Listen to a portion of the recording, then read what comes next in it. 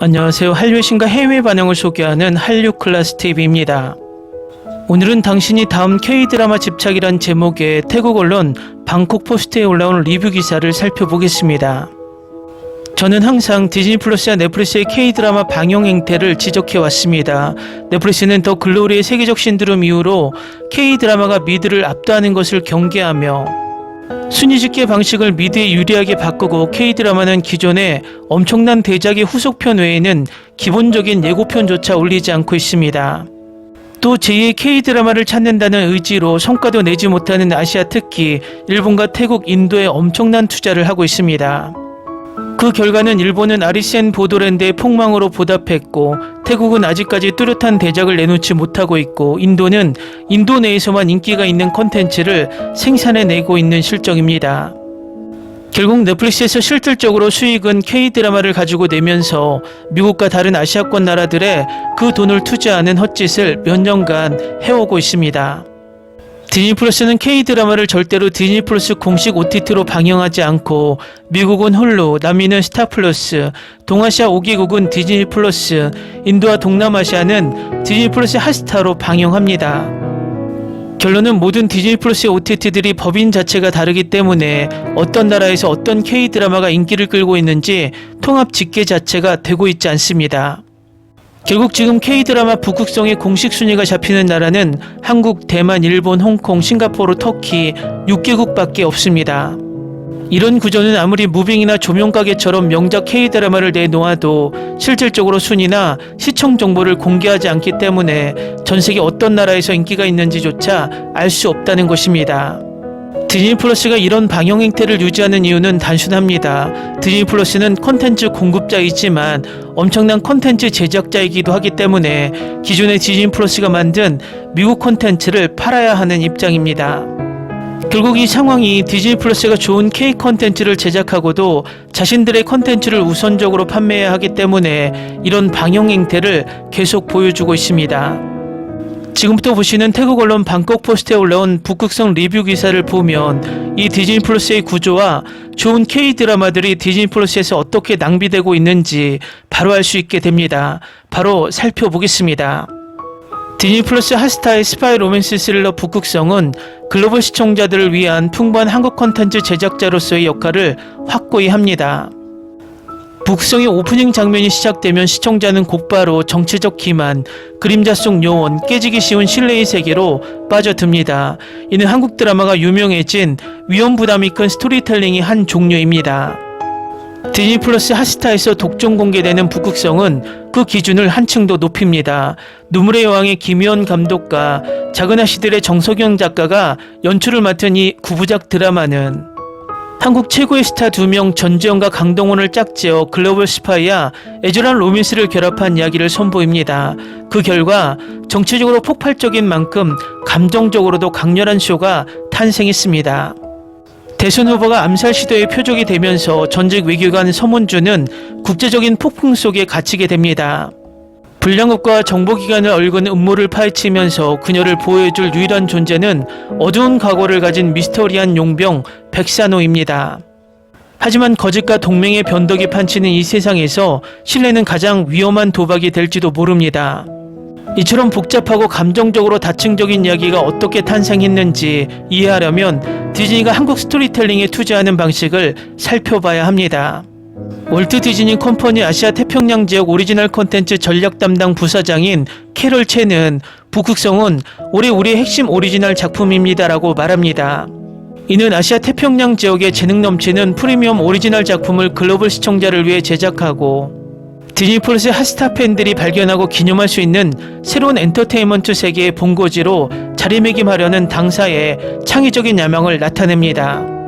그 야망은 북극성의 모든 디테일에 드러납니다. 영화적 스케일, 전 세계를 아우르는 첩보 스토리, 그리고 풍부한 연기를 바탕으로 이 시리즈는 국제 스파이 스릴러의 세련미를 한국 드라마가 강점으로 내세우는 깊은 감성의 영역으로 끌어올립니다. 하지만 그 중심에는 인간관계에 대한 이야기, 즉 비밀로 점철된 세상에서 신뢰하고 희생하고 사랑하는 것이 무엇을 의미하는지에 대한 이야기가 있습니다. 전전의 서문주 캐스팅은 디즈니에 큰 변화를 가져왔습니다. 강인하고 복잡한 여성을 연기하는 것으로 유명한 그녀는 한때 자신이 옹호했던 바로 그 이상의 의문을 제기해야 하는 외교관 역을 맡아 진지함과 연약함을 동시에 보여줍니다.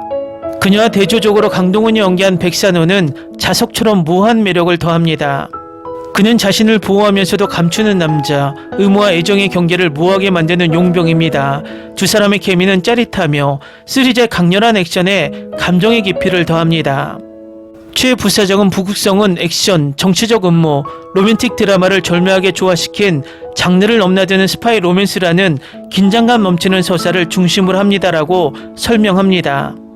저희의 가장 성공적인 글로벌 히트작들처럼 이 작품은 권력과 야망, 진실과 신뢰 사이의 보편적인 갈등을 탐구하는 동시에 풍부한 문화적 특수성을 보여줍니다. 바로 이러한 균형, 즉 세계적 공감대에 뿌리내린 한국적 감성이 한국 콘텐츠를 국제 스트림 업계의 선두로 이끌고 있습니다. 디즈니는 이러한 생태계에서 꾸준히 역할을 확장해 왔으며 무빙, 킬러들의 쇼핑몰, 그리고 올해의 나인포즈를 포함한 다양한 작품 포트폴리오를 구축했습니다. 이 작품은 모두 아시아 태평양 지역 차트 정상을 차지했습니다. 최 부사장에게 북극성은 단순한 추가물이 아니라 의도의 표명입니다. 한국은 디즈니의 스트리밍 전략에서 핵심 콘텐츠 개발 허브이자 전세계 관객들의 공감을 불러일으키는 훌륭한 스토리의 원천으로서 중요한 역할을 합니다라고 그녀는 말합니다. 북극성은 이러한 기세를 이어가며 전세계 관객들을 사로잡을 것으로 확신합니다. 실제로 북극성은 한국 스토리텔링을 전 세계적으로 매료시키는 요소, 즉 깊이 있는 감정의 캐릭터들을 친밀하면서도 웅장한 장르적 틀 속에 엮어내는 능력을 완벽하게 구현해낸 듯합니다.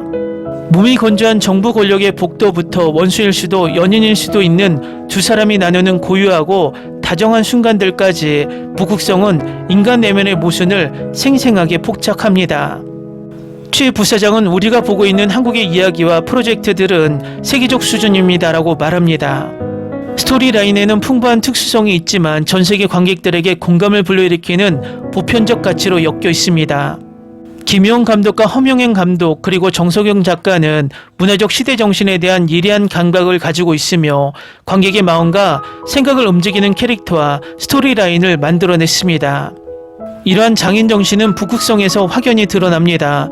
전작 눈물의 여왕으로 문화현상을 일으킨 김효은 감독은 감정적 사실주의와 시각적 세련미를 그녀만의 독특한 조화로 담아냅니다. 작은 아씨들의 공동제필자인 정성은 작가는 다시 한번 도덕적 모호성과 여성의 주체성을 중심으로 한 서사를 구축합니다. 두 작가는 함께 치밀하게 현실에 기반을 두면서도 오페라처럼 강렬한 느낌을 주는 시리즈를 만들어냅니다. 이는 한국 최고의 현대 TV 드라마의 특징이라고 할 수 있습니다. 최 부사장은 디즈니의 참여가 단순히 작품 확보에만 그치지 않는다고 강조합니다. 디즈니의 참여는 협업과 창의적인 성장을 촉구하는 데 중점을 두고 있습니다. 그녀는 우리는 한국 스토리텔링의 장기적 잠재력을 믿고 지난 30년 동안 지역창의 커뮤니티의 필수적인 부분이었습니다라고 말합니다. 콘텐츠 투자 외에도 저희는 크리에이터들과 장기적인 협력 관계를 구축해 왔습니다. 아시아 태평양 지역 크리에이터들을 최고의 할리우드 영화 제작자 및 경영진과 연결하고 전세계 크리에이터들에게 영감을 주고 교류할 수 있는 방법을 끊임없이 모색하고 있습니다. 이러한 문화 간 소통은 북극성의 캐스팅에서도 드러납니다. 한국인 주연 배우들과 함께 한국계 미국인 배우 존조가 출연하며 그의 합류는 이 드라마의 국제적인 매력을 더욱 증폭시킵니다. 조의 출연은 국경을 초월하는 이야기를 전달하려는 디즈니의 의지를 반영하며 다양한 관점을 응집력 있고 감정적으로 공감되는 이야기 속에 담아냅니다. 최 부사장은 이런 프로젝트를 승인할 때 스토리텔링이 핵심이라고 주장합니다. 궁극적으로 중요한 고려 사항은 스토리가 얼마나 매력적이고 독특한지 그리고 크리에이티브 팀이 역량입니다라고 그녀는 지적합니다. 저희의 역할은 창작자들의 예술적 비전을 지원하고 그들이 최고의 작품을 만들어낼 수 있는 환경을 조성하는 것입니다. 창작자에 대한 이러한 신뢰는 북극성의 핵심 주제, 즉 동맹, 연인, 그리고 스토리텔러와 관객 사이의 신뢰를 반영하는 듯합니다. 한국 엔터테인먼트 산업이 계속 성장함에 따라 최 부사장은 경쟁이 치열하지만 혁신에 대한 열망은 여전히 강하다는 것을 인정합니다. 한국의 창작 산업은 국내 콘텐츠 공급과 수요의 변화와 함께 진화하고 성숙해 왔습니다라고 그녀는 설명합니다. 한국 콘텐츠가 풍부하기 때문에 국제적인 성공은 결코 쉬운 길이 아닙니다. 하지만 저희는 한국을 비롯한 전 세계 관객들에게 공감을 불러일으킬 가장 독특하고 매력적인 이야기를 발굴하기 위해 최선을 다하고 있습니다. 디즈니 플러스에서 북극성은 단순한 글로벌 개봉작 이상의 의미를 지닙니다. 북극성은 디즈니 플러스가 아시아 태평양 지역 스토리텔링의 미래를 어떻게 구상하고 있는지 보여주는 하나의 벤치마크이자 증거입니다. 디즈니 부사장은 아시아 태평양 지역은 글로벌 스토리텔러들에게 영감을 주는 새롭고 혁신적인 트렌드에 선두에 있습니다라고 말하며 관객들이 복잡한 줄거리와 풍부한 감정의 캐릭터를 통해 복잡하고 연속적인 스토리텔링을 받아들이는 모습을 보는 것은 매우 흥미롭습니다. 북극성은 이 모든 것을 담고 있습니다라고 덧붙입니다. 다음은 북극성에 열광하는 미국 영어권 시청자 반응입니다. 미국은 망했어라는 말에 나는 깜짝 놀랐다. 나는 웃음을 터뜨렸다. 결말이 정말 마음에 듭니다. 다른 사람들과 달리 시즌2가 없어도 괜찮습니다. 제 생각에는 산호는 폭발 직전 문이 열려 있었고 산호가 거기에 없었기 때문에 살아 있었습니다. 엔딩이 너무 좋고 싫기도 해요. 최소한 들리지 않는 대화라도 들려줘. 아니면 꿈에 대한 내레이션이었나. 전정과 강동원이 화면에 더 많이 나왔으면 좋겠다. 이 엔딩을 받아들일 수가 없습니다. 다른 엔딩을 만들어주세요. 이건 디즈니 K-드라마의 전형적인 결말이에요. 정말 끝내주는 드라마였습니다. 스토리, 연출, 편집, 음악, 케미, 연기의 달인, 정말 영화 같은 경험이었습니다. 강동원과 전지현 다시 영화나 드라마에서 볼 수 있기를 바랍니다. 곧. 왜 이번에는 비극적으로 만들지 못하는 거지? 시리즈 전체는 좋았지만 마지막에 보여주는 환상, 아니 망상은 너무 전형적이야. 점점 더 많은 드라마가 시즌2가 나오지 않을 거라는 희망으로 끝나 진정한 결말을 놓치고 있습니다. 이 시리즈도 마찬가지인데 그럼에도 불구하고 정말 훌륭합니다. 처음부터 끝까지 즐거웠습니다. 정통 클래식 스파이 스릴러 드라마이지만 9편에 걸쳐 긴장감과 감정선을 잃지 않았습니다. 예상치 못한 웃음 포인트들이 긴장감을 깨트려 줍니다. 미국은 망했어. 만약 각본가가 2025년 2분기 이날의 달러가 폭락하는 이 시점에 이게 얼마나 시의적절한지 미리 알았더라면. 이런 결말을 예상했지만 보는 내내 가슴이 아팠다. 달콤 쌉싸름하지만 이해할 만했다. 규칙은 아무도 죽지 않았다는 거예요. 시즌2에서 전정과 강동원이 보여준 케미가 폭발적이길 바라고 있어요. 더 많은 게 필요해요. 내 마음에 큰 구멍이 생겼어. 올해 말쯤이면 회복될지도 몰라. 한국 드라마 세계에서 시체가 없으면 죽지 않은 거잖아요. 저는 그렇게 믿을 거예요. 그리고 요즘 한국 드라마가 너무 짧아서 싫기도 해요. 북극성은 한 편만 더 방영했어야 했는데 너무 불만스러워요.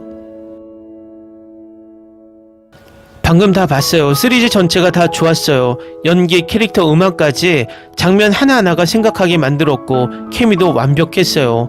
하지만 결말은 저랑 안 맞았어요. 너무 가슴 아팠어요.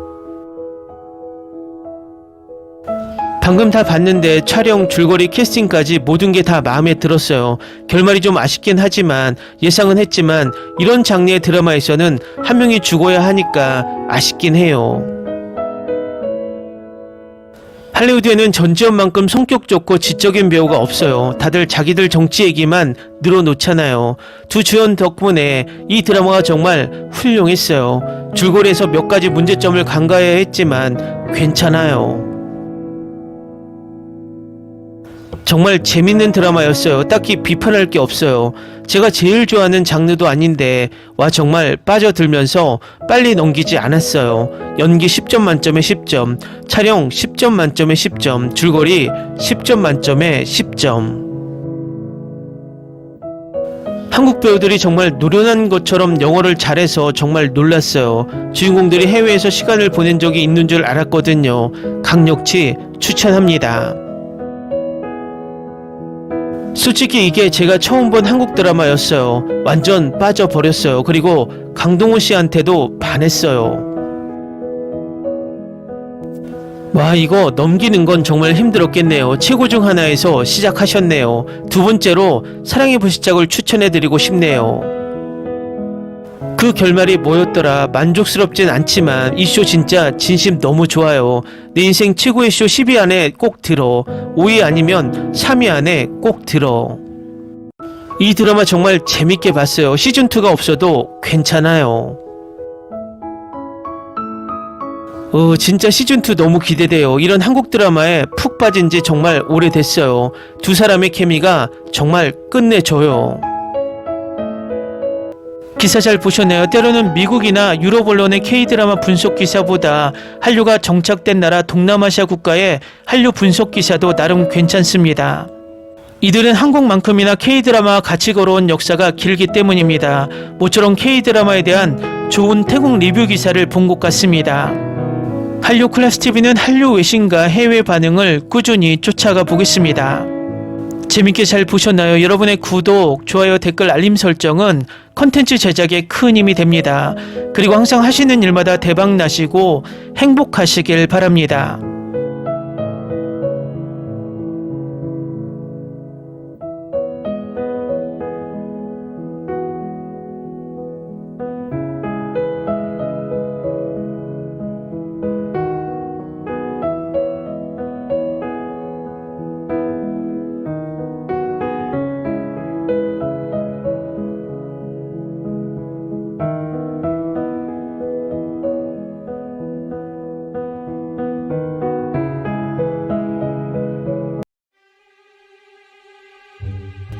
Ni se te ocurra. Olvida el ganso y los tomates. No hables de las ballenas. No es un acuario. No actúes como tonta. Sé que eras una genio. ¿Sí? No vayas a presumir, a la gente no le gusta eso. Y no digas cosas sin sentido. Y bueno, ¿minamos? Hasta pronto. Abogada, tengo mucha curiosidad por conocerla.